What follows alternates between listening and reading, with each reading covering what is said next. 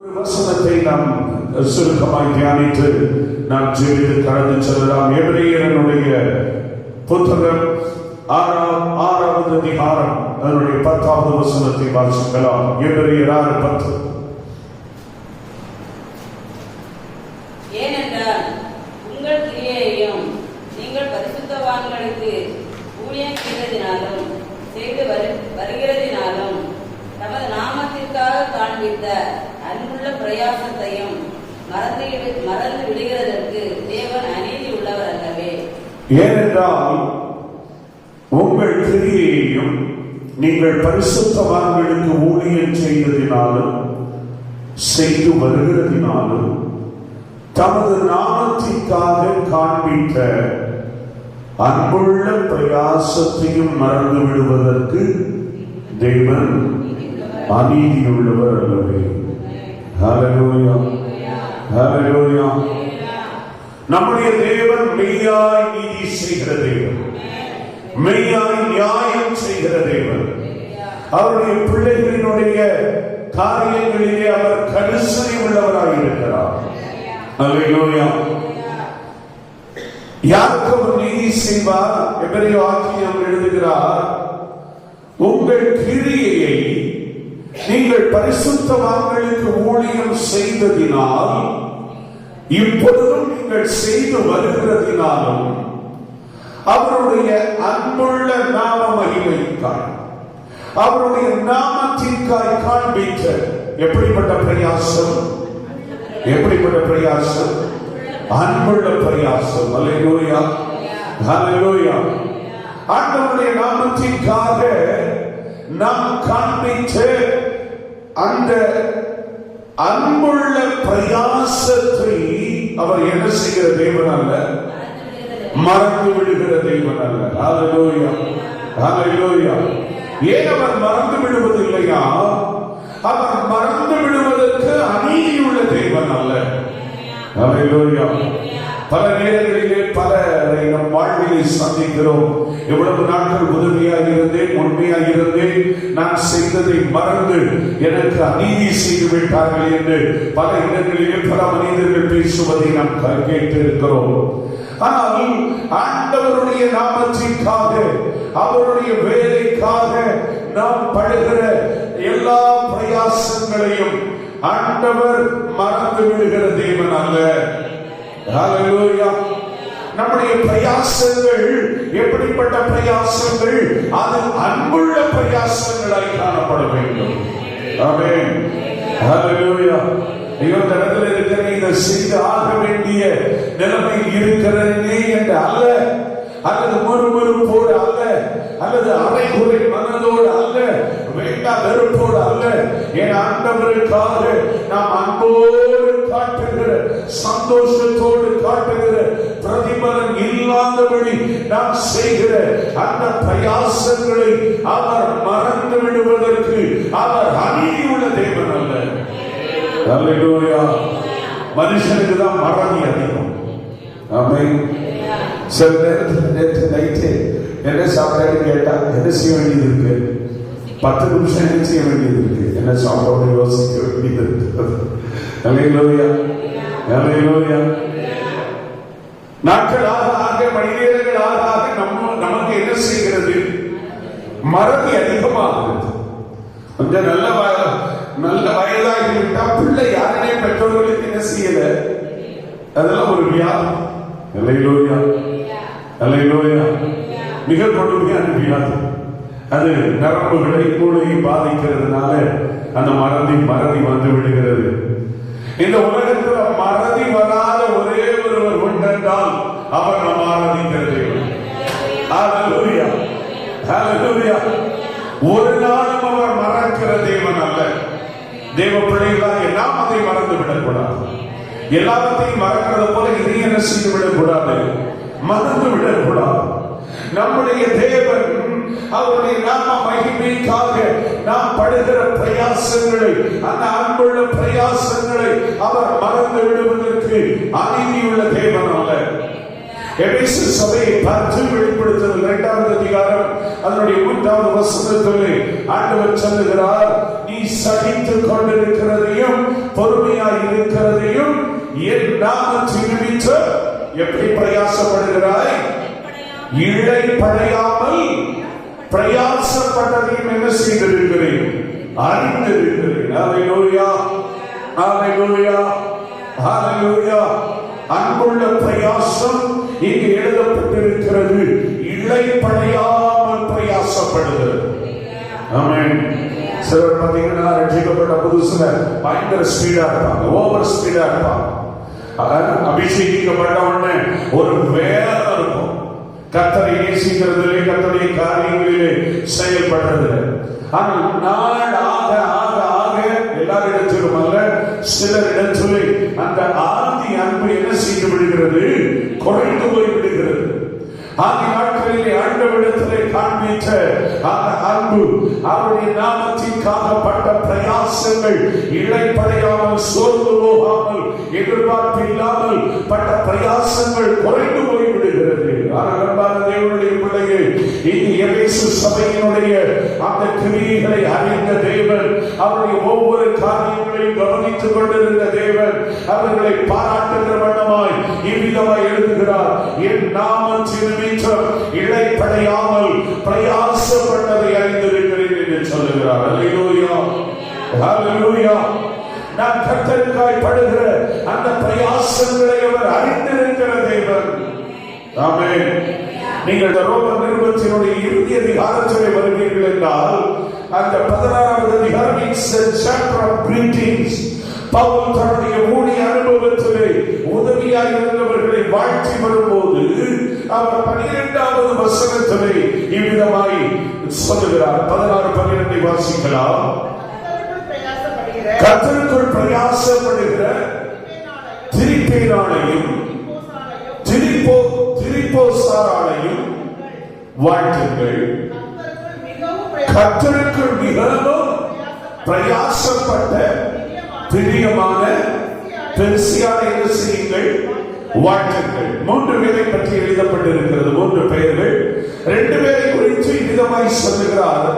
கர்த்தருக்குள் பிரயாசப்படுகிற திரிபேராளையும் திரிபோராளையும் வாழ்த்துங்கள். அல்லேலூயா. இவர்கள் 2 பேரும் கர்த்தருக்காக பிரயாசப்படுகிறவர்கள், இவர்கள் கர்த்தருக்காக உழைக்கிறவர்கள், இவர்கள் ஊழியம் செய்கிறவர்கள், ஊழியத்திலே உதவியாக இருக்கிறவர்கள். ஆனால் அடுத்து ஒரு நபரை குறித்து, பெர்சியாவை குறித்து எழுதியிருக்கிறது. கர்த்தருக்குள் மிகவும் பிரயாசப்பட்ட பிரியமான பெர்சியா. நல்ல கவனிங்க இந்த வார்த்தையை. பெர்சியா என்ன செய்தாள்?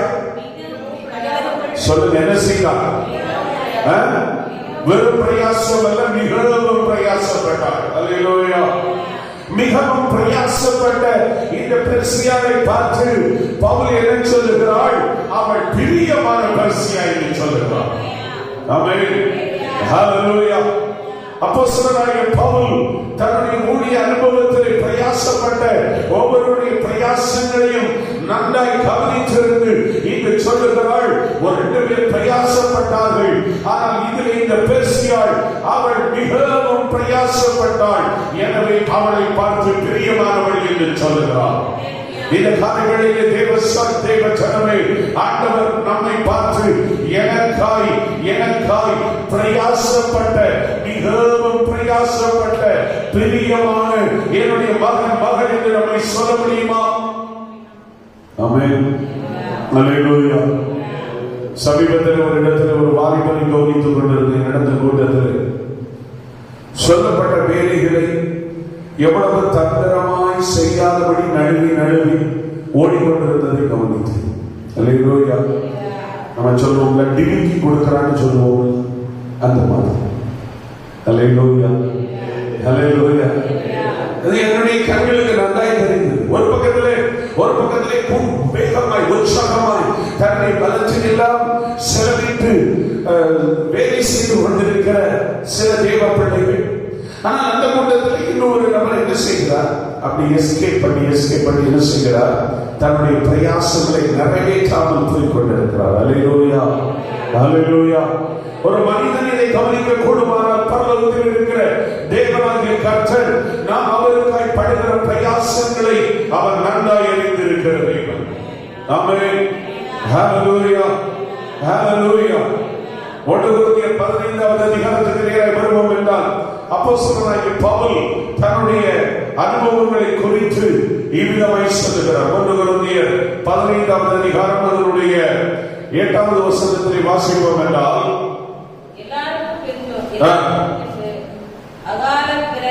அகால பிறவி போன்ற எனக்கும் தரிசனமானார். அப்போஸ்தலர் எல்லாரிலும் சிறியவனாய் இருக்கிறேன். தேவனுடைய சபையை துன்பப்படுத்துவதனாலே அப்போஸ்தலன் என்று பெயர் பெறுவதற்கும் பாத்திரன் அல்ல. எவ்வளவு தன்னை தாழ்த்துகிறார் பாருங்க. நான் ஒரு அகால பிறவி என்று சொல்லுகிறார். நான் தேவனுடைய ஜனத்தை, தேவ சபையை நான் துன்பப்படுத்தினவர். எனவே அப்போஸ்தலன் என்று பெயர் பெறுவதற்கு பாத்திரன் அல்ல. ஆகிலும் நான் இருக்கிறது தேவ கிருபையினாலே இருக்கிறேன். அவர் எனக்கு அருளிய கிருபை, அவர்களிலும் நான் அதிகமாய் பிரயாசப்பட்டேன். ஹல்லேலூயா.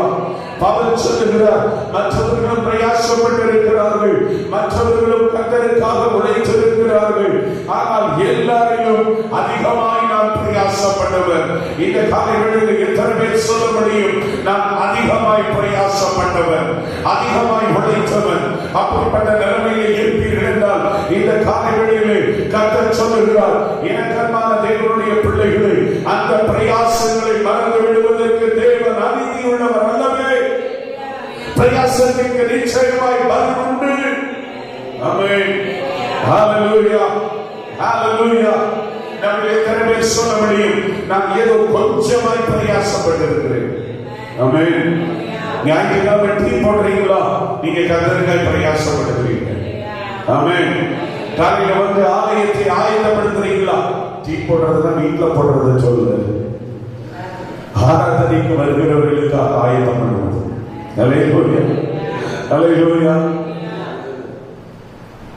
ஆராதனையினுடைய எல்லா காரியங்களிலும், ஊழியர் கூட்டங்களில் எல்லாவற்றிலும் பிரயாசப்படுகிறோமா? உழைக்கிறோமா? உலகத்துல உழைக்கிறோமா? இவைகள் எல்லாவற்றையும் ஆண்டவர் பார்த்துக் கொண்டிருக்கிறார். ஆமென். ஹல்லேலூயா. இந்த காலங்களில் எனக்கும் உங்களுக்கும் ஆண்டவர் தருகிற ஒரு நம்பிக்கையின் வார்த்தை என்ன தெரியுமா? இதுவரை பட்ட பிரயாசங்களுக்கு நிச்சயமாய் பலன் உண்டு, நிச்சயமாய் பலன் உண்டு. அந்த பலனை நாமும் அனுபவிப்போம், நம்முடைய சந்ததியும் அனுபவிப்போம். அவர் மறந்து விடுகிறதற்கு அநீதி உள்ள தேவன் அல்லவே அல்ல. ஹல்லேலூயா, ஹல்லேலூயா. பிலிப்பியர் 2:1 பவுல் சொல்வார், நான் வீணாக ஓடினதும் வீணாக பிரயாசப்பட்டதும் இல்லை என்கிற மகிழ்ச்சி கிறிஸ்துவின் நாளில் எனக்கு உண்டாயிருக்கும் என்று சொல்லுகிறார். ஹல்லேலூயா. நான் ஓடினது வீணாய் அல்ல, நான் பிரயாசப்பட்டது வீணாய் அல்ல. அதற்குரிய மகிழ்ச்சி எனக்கு கிறிஸ்துவின் நாளிலே நிச்சயமாய் உண்டாயிருக்கும். ஆமென். ஹல்லேலூயா.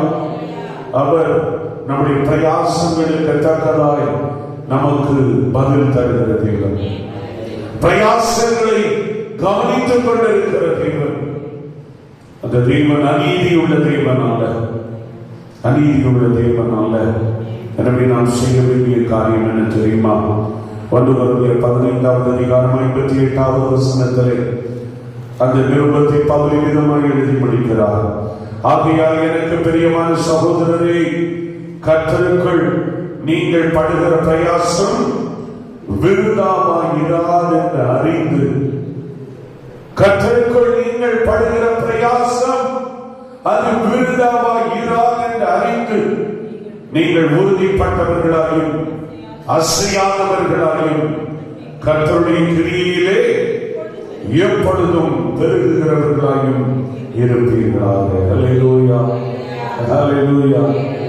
கர்த்தருக்காக பிரயாசப்படும் போது அந்த பிரயாசத்தில் நிச்சயமாக ஒரு பலன் உண்டு. ஆமென். ஹல்லேலூயா.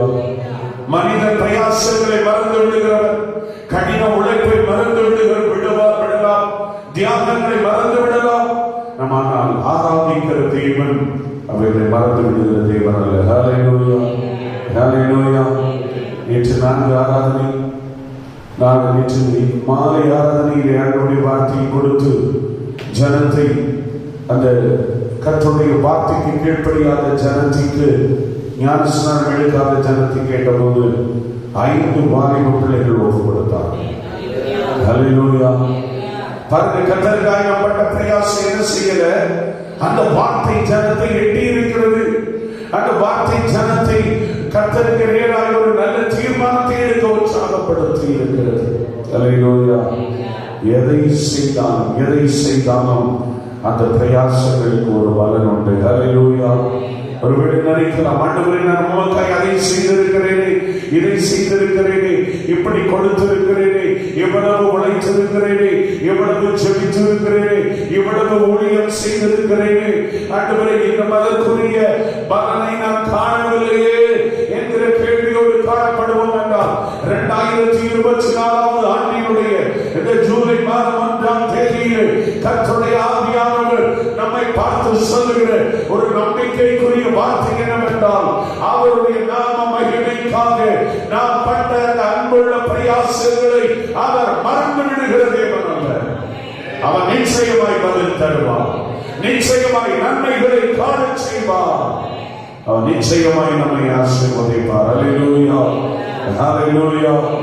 நாம் அந்த பிரயாசம் விருதாவாய் இராது என்று அறிந்து என்ன செய்ய வேண்டுமா?